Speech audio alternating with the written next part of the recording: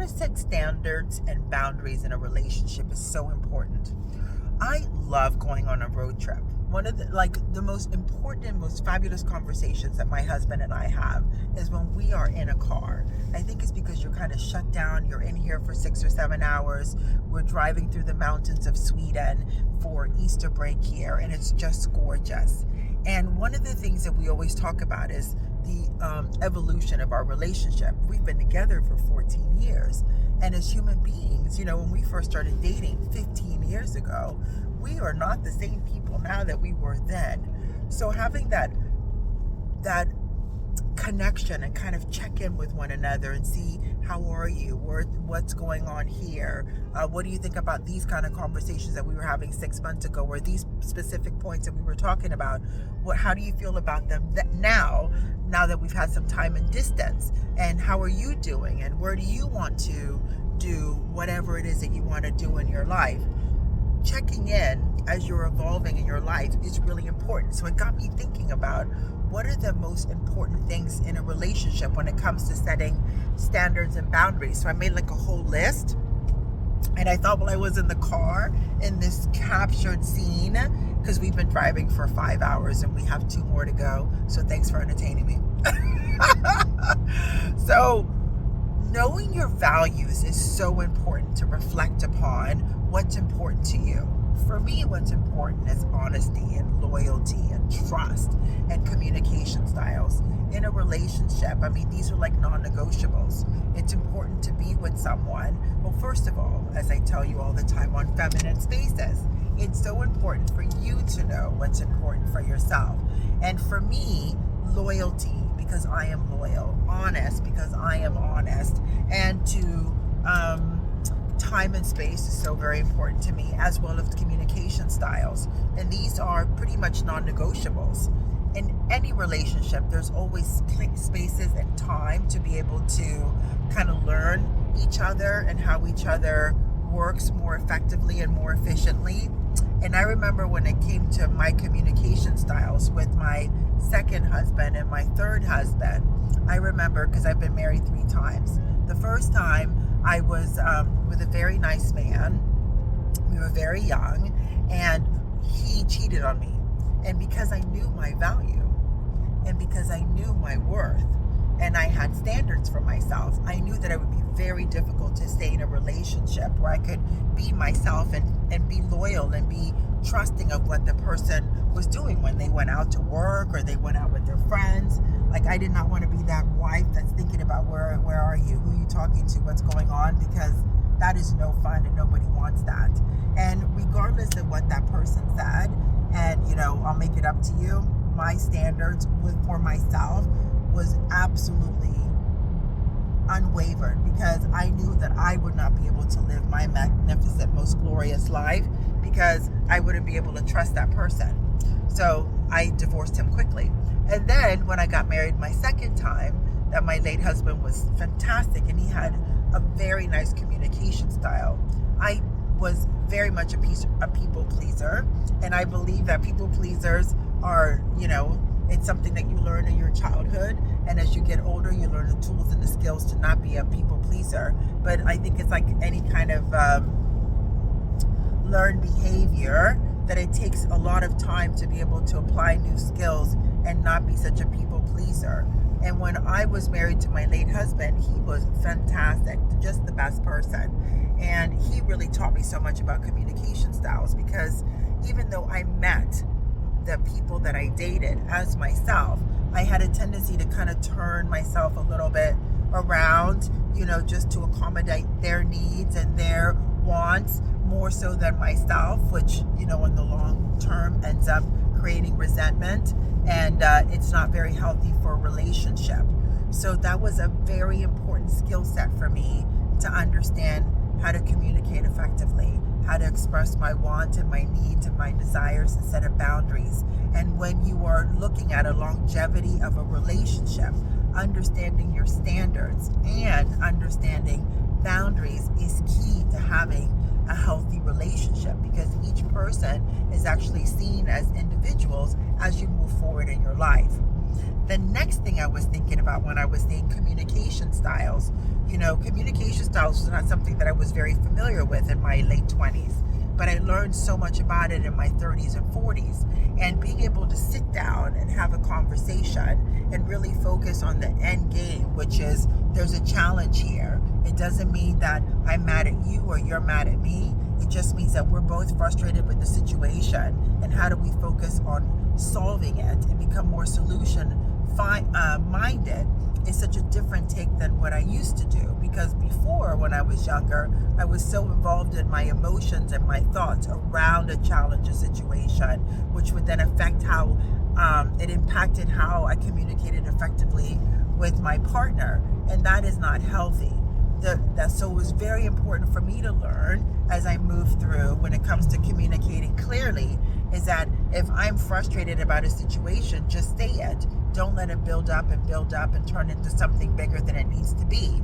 So having that honest trust and loyalty in a relationship to help me focus on communicating more effectively, because I understood that just because I'm frustrated with the situation, it doesn't mean that my partner loves me less or doesn't want to be with me less. It just means that they want to express their frustration about a behavior or about a situation, and I can do the same thing, and one does not impact the other. It just means we're solving whatever the challenge or situation is before us. And that's why communication styles are so open. It's so important to be very clear and to avoid, oh my God, another thing, oh my gosh, I don't know if you guys do this, but I know as women, we have a tendency, how we can come into any situation and recognize what's going on and step in and help wherever. I was so bad about I refuse to say what I need help with. And instead, I would just say, they're going to figure it out, guess, and they're going to come in. Oh my God, the amount of arguments that I have had in my relationships because I assume somebody could pick up the situation and just come in and solve it and help, instead of just saying, hey, can you help me with this? I'm going to do this and this and this, and can you do that and that? And we just speak clearly and effectively and efficiently. So don't assume or hint, just be clear. Also, being honest but kind. We all have a magnificent life, and we're living it, and we're experiencing something. And kindness is something that we share with everybody at work. We do it with our families. We are so happy and kind to everybody when we talk clearly.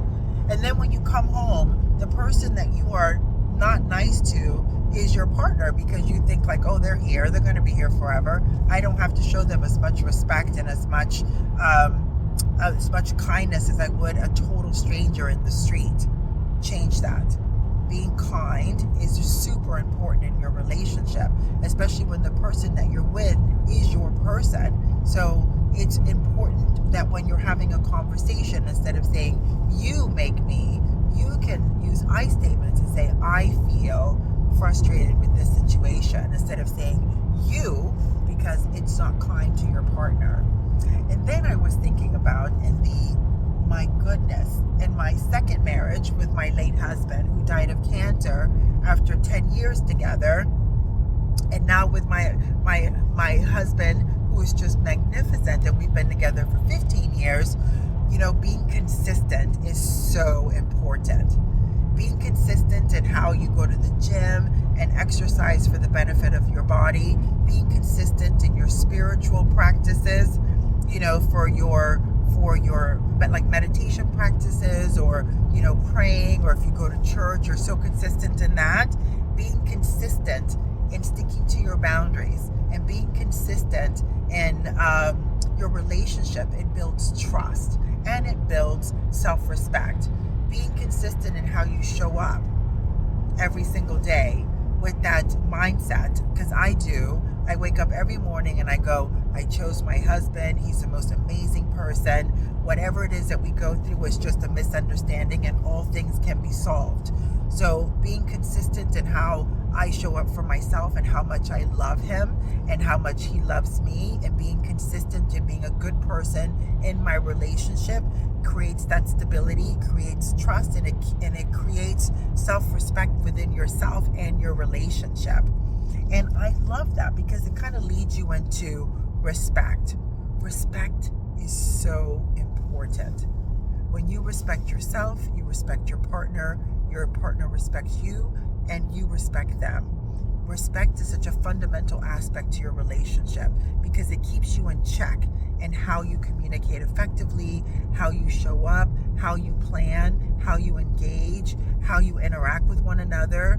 You talk to each other in a loving, more respectful tone. You don't just charge out because you're feeling a certain kind of way, because you understand that having that mutual respect in your relationship is just fundamental. And then I was thinking about red flags. Because when you don't have that mutual respect for one another, and say that your partner doesn't have healthy boundaries like you do, it makes it kind of difficult. So what is a red flag? So say that you like to work out a lot and you like to eat healthy, or say that, you don't have dairy in your food, for example, and you always have like a milk alternative, a soy or an almond or something like this when you cook. Say you're making a fettuccine alfredo, and when you make it, you always use a milk substitute. But then your partner, who knows, especially at the beginning, that you don't have dairy, and then they make a fettuccine alfredo with like heavy whipping cream and lots of butter, and then you go, hey, I don't, you do that. I go, oh, but it's so much better. You'll like it. Just eat it. That is a red flag, because that means that person is not respecting a boundary that you have established and a standard of what you've established for yourself. And if you just go, oh, it's okay, I'll do it once, then that person will continue to do it because they don't respect you, because you don't keep that boundary. And because you don't keep your boundary, then they're like, I don't have to really respect you. 1, 2, that means that that's a red flag. And if someone can be so adamant about disrespecting you and the standards you set for yourself, it doesn't matter what else is going on. It doesn't matter if they have a great personality and they're kind and, they have resources and they come from a good family. If they disrespect you at the early onset of your relationship, it's not going to get better. And then I was thinking about, we're ending with I was thinking about when you're setting your standards and boundaries in a relationship, it really is all about self-respect. It's all about mutual understanding, and it's clear communication. That is the fundamentals for having a healthy relationship, and ensuring that you set standards and you set boundaries for yourself and your partner meets it.